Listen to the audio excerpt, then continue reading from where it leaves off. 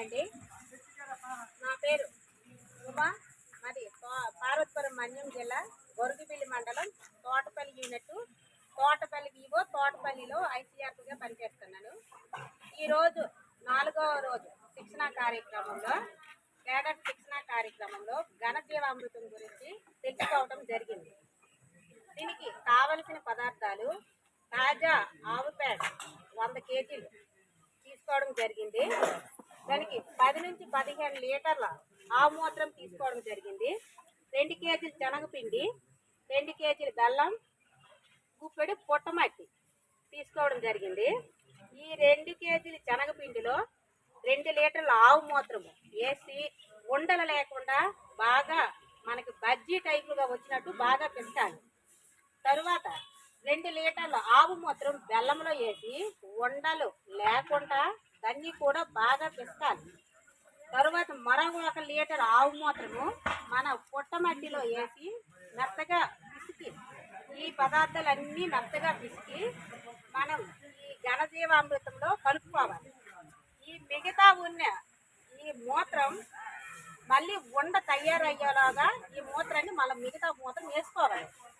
దీన్ని ముందు ఒక బరక మీద వేసుకోవాలి. ఎందుకంటే దీంట్లో ఉన్న సూక్ష్మజీవులు నేల మీదకి వెళ్ళి చనిపోకుండా ఉంటాయి కాబట్టి. మళ్ళీ ఘనజీవామృతాన్ని ఉండలుగా తయారు చేసుకొని మనం ఒక చెట్టు కింద ఆరబెట్టుకోవాలి. నీడ ప్రదేశంలో ఈ నీడ ప్రదేశంలో ఎందుకు ఆరబెట్టుకోవాలంటే ఎండలో ఆరబెడితే సూక్ష్మజీవులు ఇందులో మనకి ఏదైతే మనకు కావాలో అది ఎండలో ఉంటే చనిపోతాయి. అందుకే నీడ ప్రదేశంలో ఆరబెట్టుకోవాలి. ఇప్పుడు మనం చెప్పిన ప్రకారం ఆవు మూత్రం వేసి శనగపిండి కలుపుతున్నాము.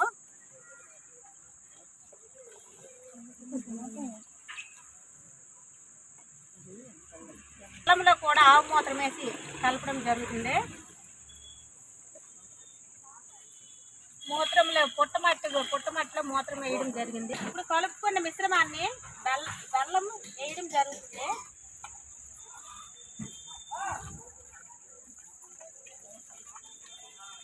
ఇప్పుడు మనం ఆవు మూత్రంలో కలుపుకున్న పుట్టమట్టి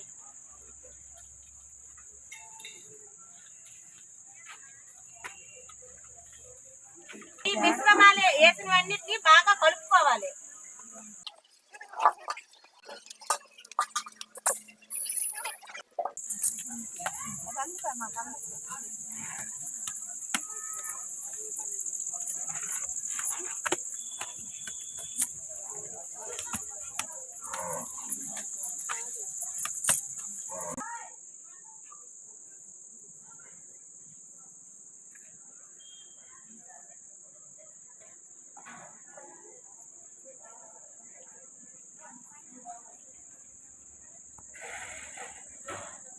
వేసుకోవడం వల్ల ఉపయోగాలు మన పంట పొలంలో వేసుకున్నట్లయితే నిద్రావస్థలో ఉన్న సూక్ష్మజీవులు మేల్కోవడం జరుగుతాయి.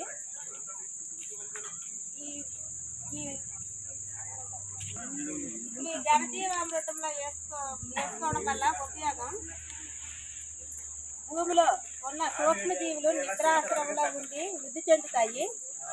భూమికి పోషకాలు అందుతాయి. ఇది వేసుకోవడం వల్ల పంట పోషకాలకు కూడా అవుతాయి. ఇవి ఘనజీవామృతం వేసుకోవడం వల్ల భూమికి తేమ శాతం కూడా పెంచుతుంది. ఘనజీవామృతం వేయడం వలన మొక్కలు ఏపుగా పెరుగుతాయి, వానపాములు వృద్ధి చెందుతాయి.